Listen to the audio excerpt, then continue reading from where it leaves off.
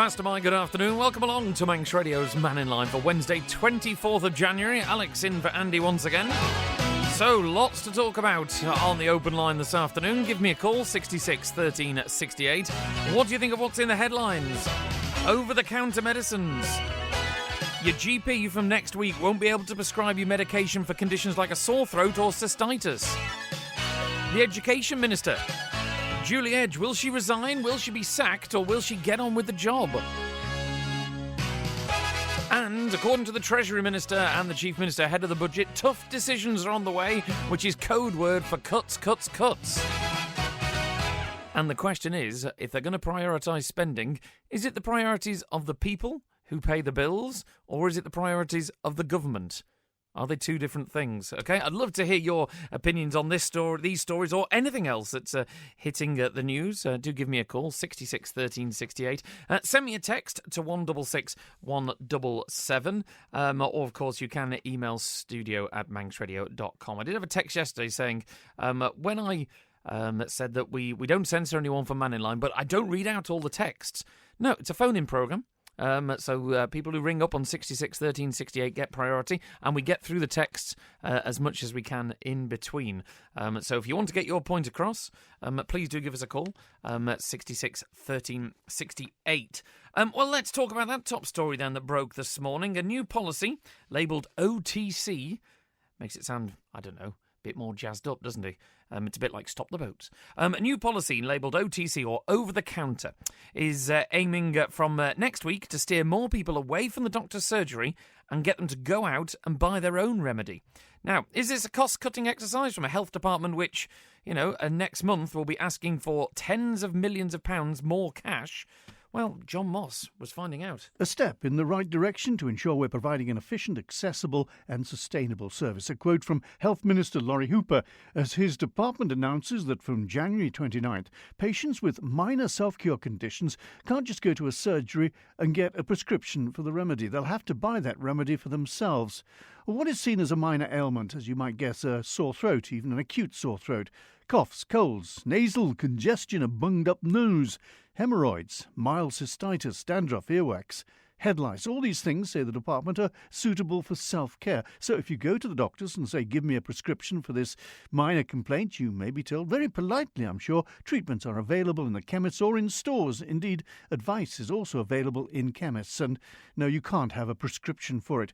Mind you, the GP's discretion may be used where a complex combination of medicines is being used to manage a long-term condition, chronic pain relief, clinical skin complaints. Now, a prescription costs £3.85, so let's pop down to the store and see what treatments off the shelf cost, shall we? Well, what we're looking for really is the cost of these things. We start off with the things like ibuprofen, pretty cheap, 55p, of course.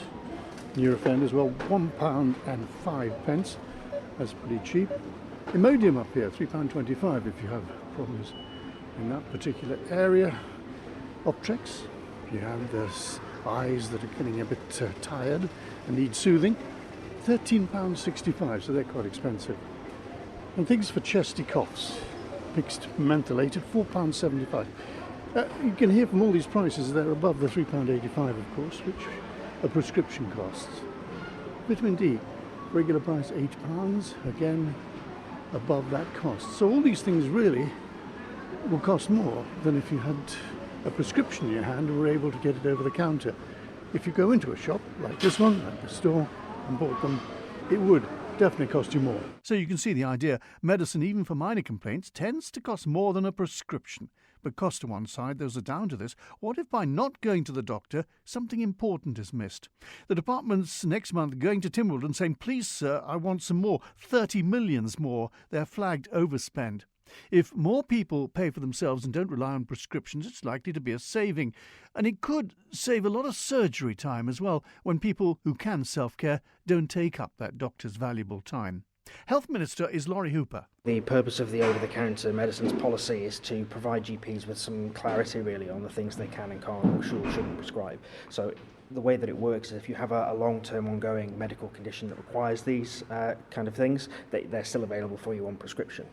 But the intention is people that go to the GP and try and get prescriptions for things like vitamins or paracetamol, things like that, it's actually cheaper for them to buy those over the counter than it is to go and pay the £3.85 prescription charge. And don't forget, from the health services perspective, we also pay dispensing fees to the pharmacy, so it isn't just costing you more, it's actually costing the health service a lot more as well, when really you can go buy a box of paracetamol for £1 or £2. It's a lot cheaper to do that than actually go and get a prescription. Is this a cost-cutting exercise for the National Health Service, for yourselves, passing the costs on to people who perhaps can afford it, but go to the doctor as their first point of call? It's more about the second of those things. It's more about making sure that GP appointment times aren't taken up by people going to get appointments for prescriptions for things that they could just easily and cheaply purchase over the counter. It's also about making sure that people are accessing the right care in the right place. So ultimately, it's easier to go to a local pharmacy and get these things than have to wait a week or two for a GP appointment. So that a lot of it is around saying, if we can help you, help yourselves. That's actually better for everybody. There's a danger of people who should go to the doctor. They might have something that they're not aware of, just going to the chemist instead. So that's the flip side. We still would encourage people, if they think they need to go to see a GP, absolutely still go and see a GP. But if you know what it is you're seeking, and vitamins are quite a common one of these, or anti-allergy medication, for example, these are quite common things that people would ordinarily go to a GP for, have done in the past. And what we're saying is actually it's more cost effective for everybody and quicker if you just go to the chemist and purchase these over the counter. But again, I need to reiterate that if you do have a long-term medical condition and this is something you need to manage that condition long-term, you don't miss people. You don't want to miss people who should go. Exactly. So the guidance is still quite clear for GPs that if this is a long-term condition management, actually that's still perfectly okay. But again, the GPs will know this and they'll be able to communicate quite effectively, I think, with their patients. This is to do with the £30 million overspend? Are you trying to save money? No, it's not really. Again, it's about efficient and effective use of resources. So like we're doing with other services, there'll be lots of changes coming over the next year or two or longer, actually, where what we're doing is saying what's the best way of you getting the right care for you, and how do we make sure that if you need to see a GP, you can get in and see a GP. Some of that is around additional resourcing, so more GPs, more support for GP practices. Some of it is about saying, well, actually, if you don't need to go to see a GP, go see a pharmacist, go and see a nurse, go see an MIU, or whatever it is that's more appropriate for you. So it's all about making sure people can get the care that they need as quickly as possible without having an unfair impact on anyone else. Fast talking, as always, from Laurie Hooper, the Health Minister there. And, it's not about saving money. It's about efficient use of resources, which, yes, tomato, some might say. Do you think this is a cost-cutting exercise? Okay, do you think this is something that's long overdue? That, why are we paying £3.85 possibly for a prescription for paracetamol when they only cost you pence, maybe £1 in the shop? Thank you very much to Texter Terry, who says, good afternoon, Alex. Why doesn't Mr. Hooper just admit it's an increase in national insurance via the back door? Well, they do need to save money, don't they? That is the issue. Or is it a case of, I know Andy described it when we had some businesses closing last week, another part of the Isle of Man flaking away, that our government and the Cannon administration especially, out of touch in terms of attract people to this island where you have to pay more for this, we have got less services, we've got crumbling infrastructure. What part of that is going to attract people? Okay. Let me know your opinion. Which side of the fence are you on? 166 at 177. Thank you very much to Francis. It says, Alex, regarding the budget, tough decisions ahead, eh? Budget cuts. I'd place a bet that the Rolls-Royce gold-plated schemes will still go ahead, as government will always support its favoured pals. Francis, evidence like that, okay, as opposed to pub talk? Yeah, if you've got evidence of favoured pals getting contracts, love to hear it, okay? And what else have we got here? Thank you very much to the texter who says, I just wonder which chemist John West went into. As one item, he says, was £3.25, and I got charged £3.99 for the same item. Do you know what? I'll check with John and find out what chemist he went to. Okay, especially to get his Imodium and paracetamol and ibuprofen. David's on the line. Let's have a chat with him about government budgets. Hello, David. Alex, other pharmacies are available. That's of course John should have. Of course they are. I was going to talk about the budgets and the shocking news, and it is shocking as far as I'm concerned, and it is shocking to the community there, the overspends by several government departments. Mm-hmm. We always knew health was going to come in because it was pre-warned some time ago. But years ago, I'm talking a few years now ago, and I'm sure it's still the same. And the ministers are not coming on to say what is the truth to the public. There is when they put a budget together, they have the members around the table, they have a finance officer from each department, and I'd love to find out and really screw down the ones on education. Where have we gone wrong on that? What have we overspent on? When the minister says in another thing, she's got a hand on the budget. And the other thing is Home Affairs. I didn't expect Home Affairs to come in with wanting extra money. We need to know what it was for, and was it justified? And was it justified by the members of the departments who sometimes don't join a department because they don't want to get involved in stuff, which I think is sad. We've gone wrong now when each politician gets paid the same amount of money, whether he does anything or not. So, David, in terms of getting an answer, because every new administration says it's going to be more open and transparent than the last, and they seem to go completely opposite way. I mean, we now spend a fortune on spin doctors and communications department and people, things like that, who are, blockages. Whereas in the old days, if you go back about 20 years, you used to be able to ring up a minister and get an answer. Would you like... I can put it out now. That Julie Edge, Jane Poole Wilson, Tim Crookall, ring up and tell us, the public, be honest with us, treat us like adults, and tell us what the money's gone on. Well, I can tell you one thing, and I'm involved in something there. At Bemhague School, right, some of the classes the last couple of days have been having movies. Right? Yep. Because there's no teachers available. Watching a movie, how is that going to teach a person to get the life skills at that particular age? Yep. I want to know the question on that is to Julie Edge. Did she ring me up or tell the public, why is there enough teachers at Bemhague School at the minute? And why are the teachers just running movies for kids to watch? Well, Julie, if you're listening, give us a call. Yeah. Yep. Okay. See you. Bye. Thanks, David. Very relevant questions from David there. Why can't we be told what's happening with our money? Okay, are we not able to take it? Okay, why doesn't the government come out and tell us exactly what's going on? As far as David's concerned, right? Let's get on to Nick, who's been waiting patiently. Wants to talk about prescriptions. Hello, Nick. Good morning. Good afternoon. Can you hear me all right? Just about. It's a bit noisy. Go on. Speak up. Anyway, just about this Laurie Hooper's idea about stopping prescriptions for certain things. I've been a member of this not a really exclusive club for over 25 years, and I've been paying over £400 a month for this the NHS, and I think it's kind of unfair that they're taking that away. I mean, why do that? I understand that they want to take away some of the admin, but why not create an NHS, a Manx associated NHS card that lists all these things that you can get on prescription for £3.85, and just have a card go into the chemist and say, look, I really need this emulsion for my eczema or whatever. Can I please have it at £3.85 instead of 25 quid or whatever it is? Because that's something that people do need. Paracetamol and ibuprofen, yeah, sure, buy it at Co-op. It's cheap, but the other stuff, it's not. Like you were just showing on your when John Moss went into the chemist. So, things Nick, are much more expensive. Yeah. So, Nick, despite what the health minister says, if this is about saving money and saving cost, because we just don't have enough money coming in through national insurance and other taxation to pay for our healthcare system, would you be willing to pay a few extra quid in NI to ensure that those kind of prescriptions stayed? Not necessarily. I think I pay a considerable amount already.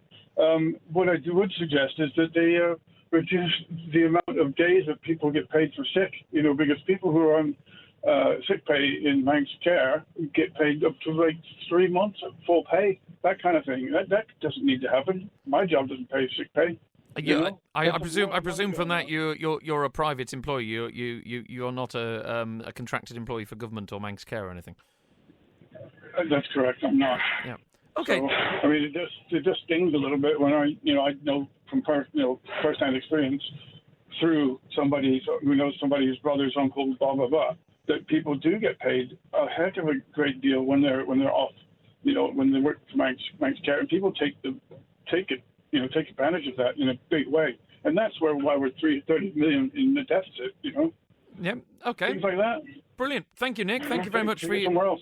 Yeah, thank you very much for your call. It's great to talk to you. Also great to talk to a new voice as well. So Nick's point there, okay, do we look then at the amount of time people are off sick? Do we start being a bit more, less of a soft touch as a nation in terms of how much sick pay we are permitted to take off when it comes to not just government employees, but of course, each company has different policies in terms of that. Let's go to Andrew, who's on about the best use of resources. Hello, Andrew. Hi, Alex. Good day to you. Good day to you.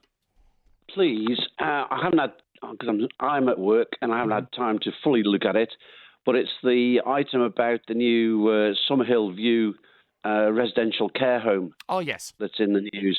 Mm-hmm. And I've actually gone on to I'm on the government.im website for Manx Care, and this just comes to your comments there about best use of resources, or Mr. Hooper's use of it, when everybody knows it's cost-cutting.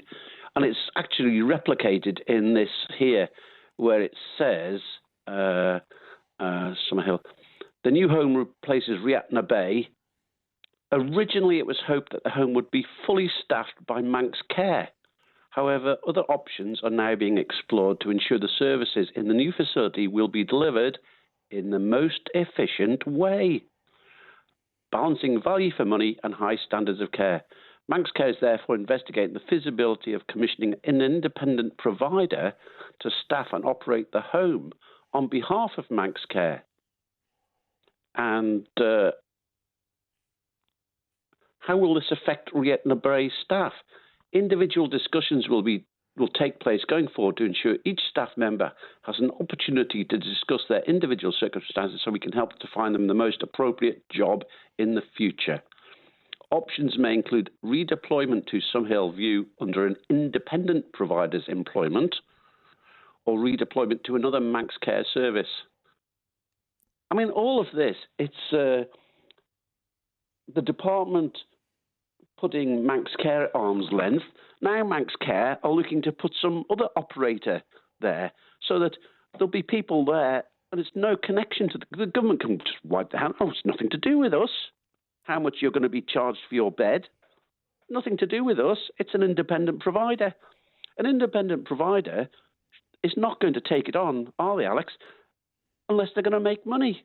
That is true. I mean, when it comes to providers of any sort, and I have a degree of sympathy for any business that runs this because they are a business. Businesses are there to make money. So if you're going to employ someone with a business, you have to bear in mind that it's probably going to cost you more. I mean, years ago, and I'll use the railways as an example. I think we've got the similar on the roads, that we used to have track gangs and road gangs that were employed by the DOT and things like this. And someone in government thought it was a great idea to get rid of those because we can cut down on jobs and NI and tax, and we pay contractors to do it. And now we're looking back complaining that we're paying too much for contractors. Yeah, exactly. And so from my... Unless somebody comes on and tells me otherwise, I don't think we have here TUPE, the Transfer of Undertakings Protection of Employment Rights. Mm. So if they're going to outsource all of this, which is what they're doing, to a private contractor, he's got to make some money. Are they going to be, just like Nick was saying, will the private contractor be paying sick pay? Or will they be just paying, some basic rate so that the former healthcare employees will be on a lesser amount? The kind of 0 hours contract. Just so that the private operator can make money. It's a good point. How are people going to be able to afford to go into this new facility? It's a very good point. We'll put it Mr. out there, Hooper. Andrew, and see if anyone can answer. Well, Mr. Hooper, can you please tell us? Yep. Mr. Hooper. Many thanks. Thanks very much, Andrew. Laurie Hooper, if you're listening, Andrew's got that question for you.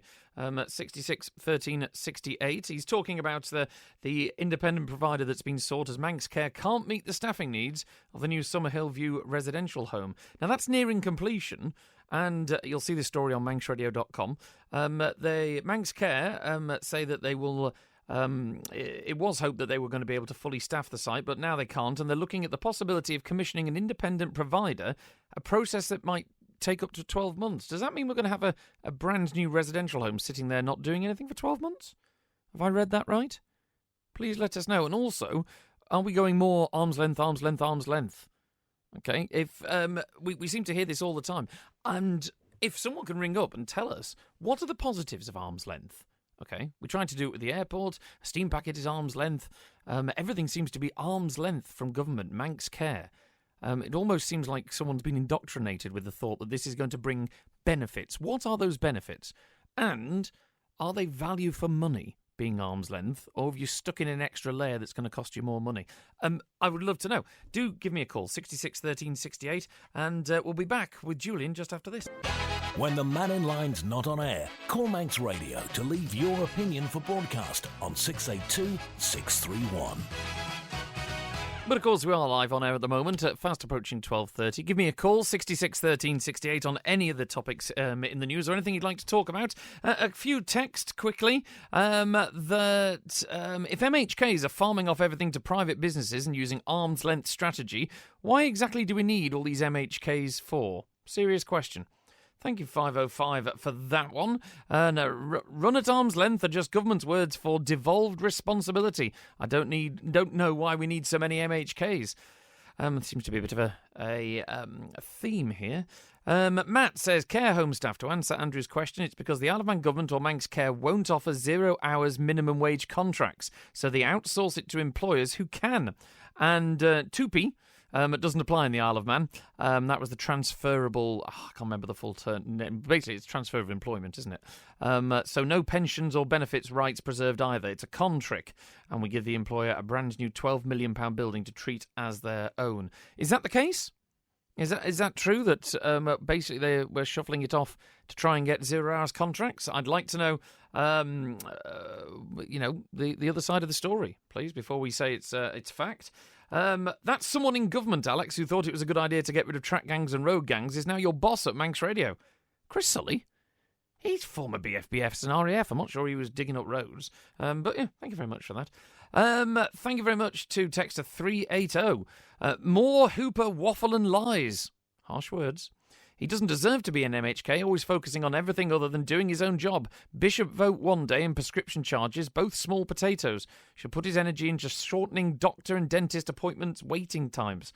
In fairness, there is a huge brief of what goes with being the health minister, so if he's picking on one thing that's not your priority, in fairness, he's still possibly doing something else that's within his brief. And whether you feel then, as a private member, he should be spending his time focusing on the bishop's vote as well, let me know your opinion on that. Good afternoon, Alex. I don't believe Manx Care or government in general have shown that they are capable of managing any monies received from increased tax or NI. So that's the point then, is it? That when the government saves money, we don't trust them. This was a thought, wasn't it? You know, the earnings survey that you hear lots of adverts for, and you heard the Treasury Minister a few weeks ago saying, please take part in this earnings survey. And then anecdotally you speak to people and they say, no, because we don't trust the government. Have we got to such a point that the behaviour of our government and politicians has got to the point where we don't trust them? Is that the issue? Sue, one of the most urgent items in the budget should be helping young families to pay for childcare so they're able to work. The rise in living costs in general has meant people are struggling. More assistance is available in the UK, so why not here, especially if we want to attract younger residents? Apparently it's in the pipeline, but it's needed now for more people. Before more people go under. Sorry, thank you, Sue. I had trouble reading that. Right, he's been waiting patiently. Julian, good afternoon. Hi, Alex. How you doing? I'm not so bad, mate. How are you? All right, I was watching the track of the Manxman the last days, just giving me an idea. Perhaps we should do a cruise to Llandudno and back more often. Might be nice. I think it'd be lovely. I suggested to my wife that I wanted to go on a day cruise to Heysham and back in one of the posh cabins when she first started, and it wasn't met with overall enthusiasm. No. Well, apparently it does all right when in the open sea, because that's where it seems to spend most of its time, unlike the Ben that I notice on the webcams has been tied up all right in Douglas, as far as I can see. Yep, she's been in for the last day. She did, as the steam packet announced, she came off her berth yesterday because they were doing some fender work. But, the Manxman does seem to be spending a huge amount of time at sea, and I don't remember any vessel, with or without a crew on board, that spent so much time at sea in storms before her, but I'm willing to be proved wrong. Unless it's got one of those Tesla self-drive things on it, maybe. Who knows? Oh, of course. Yeah, that's a good point. AI will be in charge soon. That's the way it's going, Julian. Anyway, you wanted to talk about public spending. Large infrastructure projects. Just noticing in the news, and I'll get to my point. Sweden's largest wind farm, Markbygden Ek, outside of Piteå, is facing bankruptcy with accumulated losses of 220 million euros and debts of over 530 million euros. Around the corner from there, the Oldermeyer Berget wind farm has had its 15-year power purchase agreement terminated early because it hadn't managed to provide the volume of energy over the year, forcing the area to buy in wholesale electricity at greatly inflated prices, incurring a net annual loss for the wind farm of 12.7 million euros. You've also heard about the French wind farm in Montpellier that was ordered to close and reinstate the foundations after people were complaining of infrasound and also numerous bird strikes and death. You've got Ørsted's business partner, Eversource Energy, is trying to get out of the 3 proposed offshore wind farms off New Jersey and New York and are going to accept a cancellation charge of $1.6 billion. Fellow wind farm developers Equinor and their partner BP have cancelled the Empire Wind 2 project off New York at a cost of $1 billion. You've got the Dumfries and Galloway and Scottish Borders Council have refused the Foreside wind farm based on visual and landscape amenity, cultural heritage loss, together with low-frequency infrasound to the Eskdale Muir seismological recording station. But altogether, something that kind of binds this to the Isle of Man. In recent news, it's becoming noticeable that many ESG companies are now showing significant losses due to growing investor disapproval and legal challenges to many of the draconian measures that ESG rules demand. Things like, forcing people not to be able to buy boilers that use gas or oil, or, not being allowed to have an ICE car in the not too distant future.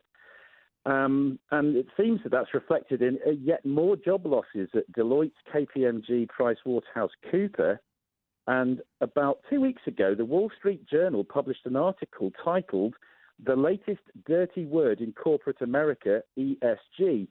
And in the first 9 months of last year, $14 billion was removed by investors from ESG funds just in the US. Interestingly, BlackRock CEO Larry Fink didn't even mention the word ESG in his 2023 investors letter. Before you go any further, Julian, for new listeners starting here, as it were, because I'm very aware of ESG. BlackRock is the biggest shareholder of Disney, and it's either ESG or DSI, which a lot of people normally term in the entertainment industry as woke. What does it stand for, and what's its relation to the Isle of Man? What's the point you're making? Well, just take a walk down any of the streets like Athol Street, Upper Church Street, Circular Road, and just go on any of their websites. And the first thing you'll see is sustainability, sustainable development goals from the UN, ESG. I mean, it's plastered all over the place. But, all these news stories, my point is, why is the Isle of Man going headlong into wind energy, potentially spending way over £60 million on a handful of turbines, which won't generate energy more than probably 20% of the time, and that's just for our electric, not our heat. And that could prove ruinous to our entire economy, especially if we start having problems either getting electricity, if we have to have a £500 million worth of interconnector, wherever that money's coming from. And what if you end up with blackouts? I mean, what's that going to do to the economy if, you can't charge your EV? Well, I mean, I'll put it to you, Julian. Let's look bigger picture here for the moment. Is it possible that being able to, save the planet and in being able to be more green and cut down on our emissions, carbon footprint, etc., isn't economical and business viable, which is why everyone always says, look at China, look what it's doing. China's got a rip-roaring economy. Now, is it a case that we either want a rip-roaring economy and let the planet die, or do we want, I'm being very, catastrophic here, or is it a case of that we have to accept that in order to have low emissions and be more green, that actually maybe it might not be economical? Well, you see, when we're told that the planet's dying, you hear about things like, for example, New York was having loads of pollution from the fires in Canada. And I noticed recently, for example, the headline, Nova Scotia, the province's largest ever wildfire. Dalton Clark Stewart, age 22, charged with multiple counts of arson. Meanwhile, just round the corner at that time, Quebec man has now been charged with 14 charges of arson. Brian Paré, according to Reuters. Other problems were the fact that the government-owned land wasn't having any kind of proper policy in terms of taking away all the dry, dead leaves and things, which all the private land did. And you can see from satellite that the private land that's properly managed was almost like it was just perfect green, and everything around it was getting burned. So the land control policies are not being adhered to very well. We're hearing also things like, climate, we've got to avoid 1.5 degree warming. Meanwhile, in Hakkari in Turkey yesterday, they've just gone past 200-year level of 23 feet of snow and record cold.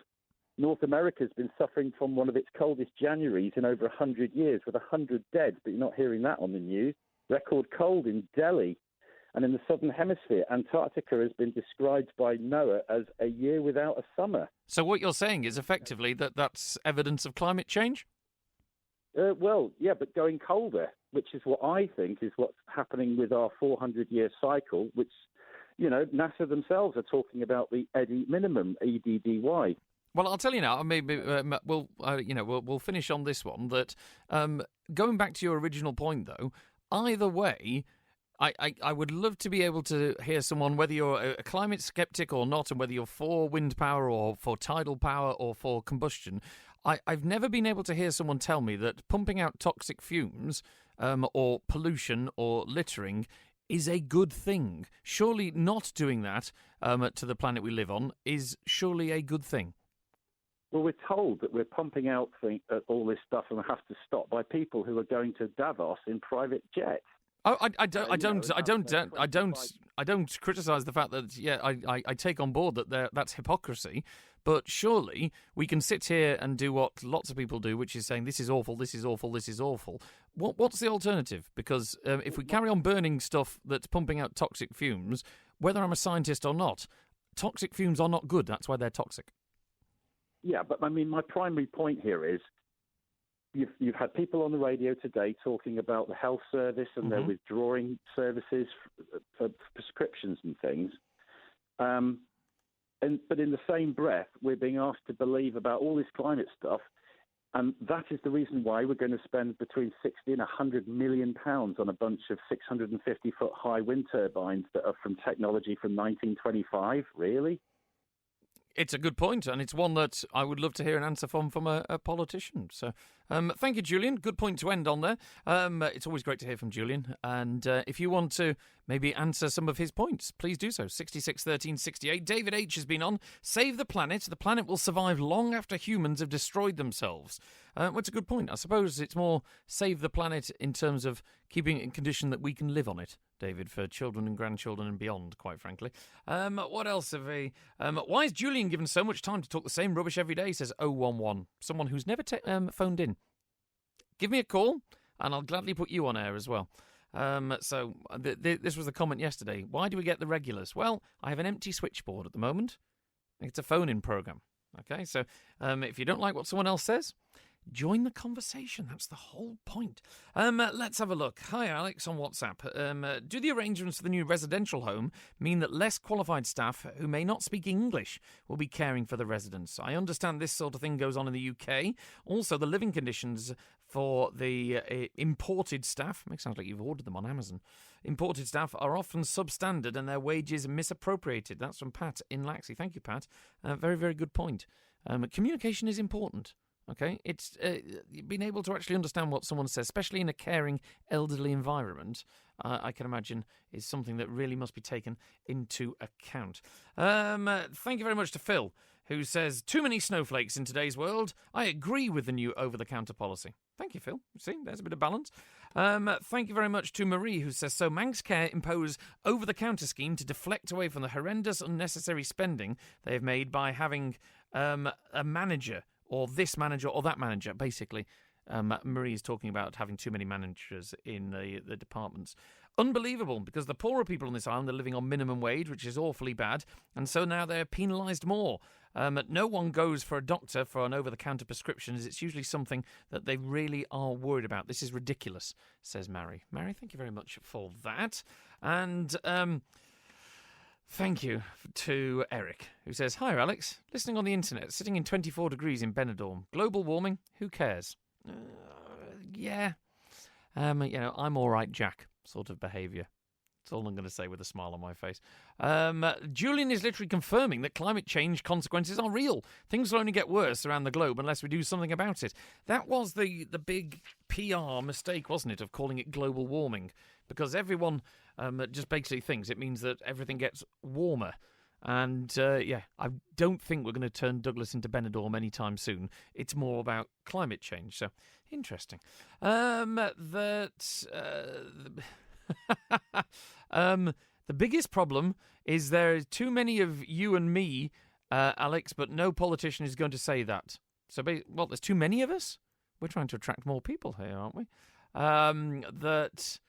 Thank you very much to Simon, who says, well, Julian had a good try at proving all the climate denier points.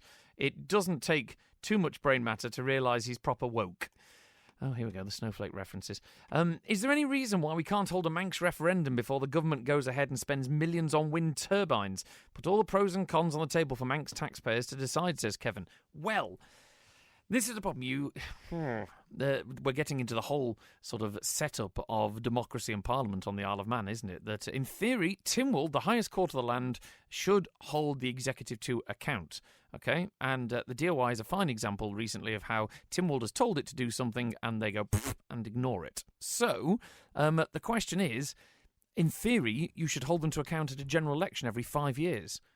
But then, once there's been a general election, they vote amongst themselves to who the Chief Minister is, and then the Chief Minister assigns his or her council of ministers, and they come up with their plan for the 5-year strategy, none of which has been voted on. So almost you always vote on it on hindsight. You did all of this, and either you did all this good or all of this damage, whichever your viewpoint is, and then you get to vote afterwards and say, well, that was a load of rubbish, or that was really good. So, should it be the other way round, Kevin? You decide. 66 13 at 68. It would be lovely to chat to you on the phones. And John is on. Hello, John. Hi. Good morning. Morning. I've been a regular listener to the Mannin Line, and obviously we all talk about local stuff, and we appear to sort of navel gaze a bit. I just thought I'd relate a story that happened to me recently. And my brother, who's retired and is a high-worth individual, was looking at places to relocate to. He fears a Labour government in the UK. And he's a regular visitor to the Isle of Man. He played golf at Castletown. He was an overseas member there. Been coming here for 35 years, ever since I moved to the island, stayed in hotels, restaurants, etc. But he's worried about his tax situation in the UK, and I did a bit of homework. Isle of Man definitely advantageous to his present situation. But basically, he's decided not to come because, in his words, frankly, over the last 5 years, the Isle of Man is looking very much third world.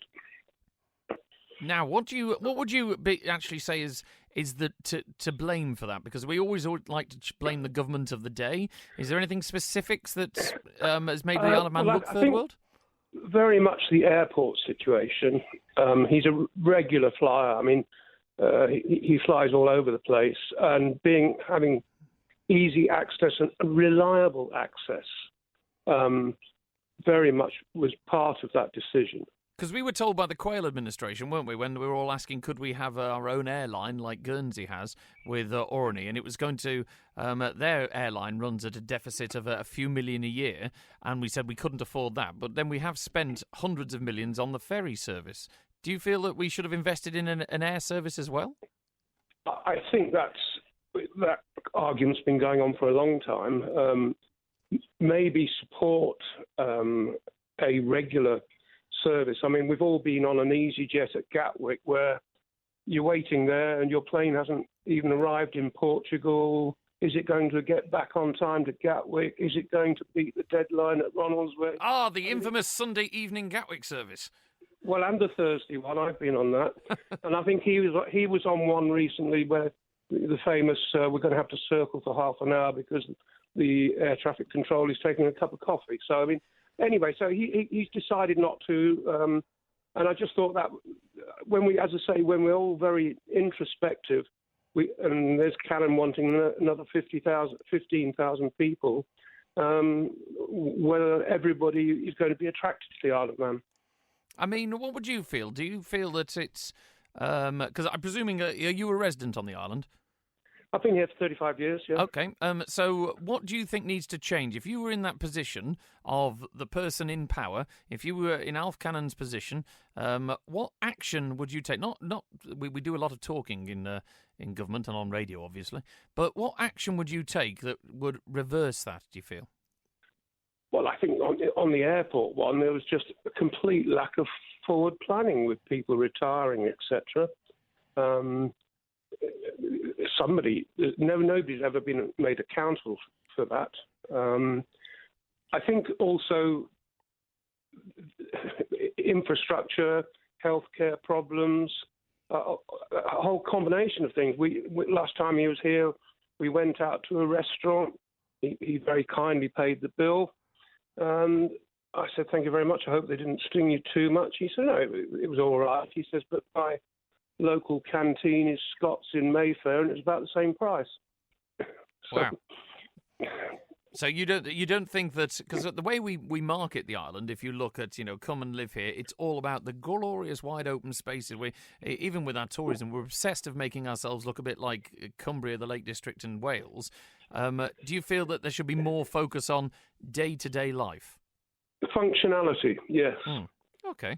Well, thank you very much. Thank you very much for your call on that one. And, well, fingers crossed, you never know. Your friend might give us a second look. I've got my fingers crossed for you. If not, it's my brother, actually. Oh, it's your brother. Oh, even better. Well, make sure he treats you to that meal down in that canteen that he's promised you. Oh, he does every time I go down to London, yeah. Excellent stuff. Thanks so much for your call. Lovely to speak to John there. Right, we're nearly out of time because part of our 60th anniversary here on Manx Radio, we're looking back at some of the content we've produced over the last 60 years serving the island. Kelly's Eye on a Wednesday, and they're going to, David and Peter are going to a place of worship in Douglas that I can tell you now, you might not even know is there. So stick around, that's coming up in a few moments' time. Let's have a look. That S in Onken. Could you advise your recent caller regarding his brother relocating that it's young working people with families we're trying to attract, not old retired or approaching retirement people, says S in Onken. Yeah, no one's managed to answer to me that, yes, we can attract these 15,000 extra people, which is probably 5,000 extra jobs and their families. Are we expecting them not to grow old? Not to be dependent on the state? Or when they get to retirement age, we're going to boot them all off? You're only allowed here when you're working, and we'll boot you all off because we don't want to actually... Because all we're doing is, once again, kicking the can down the road. Or is that the plan? Won't be my problem, Jack. It'll be a future administration's problem to work out how to pay for all them. It'll just sort things out in the short term. Well, please put me right on that, because that's what I see. Let's have a look. Thank you to Texter 505. We need leadership. That sounds very Blackadder. We need leadership. Where is Alf? It's no good having a chief minister that constantly hides and shies away from the public view. Less time at dinner parties and opening ceremonies and more time at being seen and heard. Stop hiding Alfred, says Roy. Thank you, Roy. I can see who you blame there. Don't mince your words, will you? Alex, please, we don't want more retirees here that won't be contributing national insurance and instead be adding to the costs of social and healthcare services, says Andy. Thank you very much for that. What have we got here? Steve's being on. Thank you very much, Steve. He says, hi, Alex. It's not that Manx Care or pension black hole. The political people need to look at social benefits. OK, well, are we going back to that one again, of course? Having a go at anybody who's on the social. That can be very divisive in society. Thank you to the person who suggests I should be an MHK. There, let's move on from that, shall we? To the previous caller, why would we want tax dodgers moving here? We're a nation, not your escape from your own ruined nation. Well, I suppose like anything else, if we're trying to attract people with money, what's the sort of psyche behind the idea that, well, we don't want you here just because you're trying to escape Britain? And thank you to the last one here. Alex, the government are full of good ideas, the latest being AI. What happened to the biomed industry? It was going to be huge. I have no comment. Christy's up next. Thank you to Barry on the phones. Take care. Ta-da.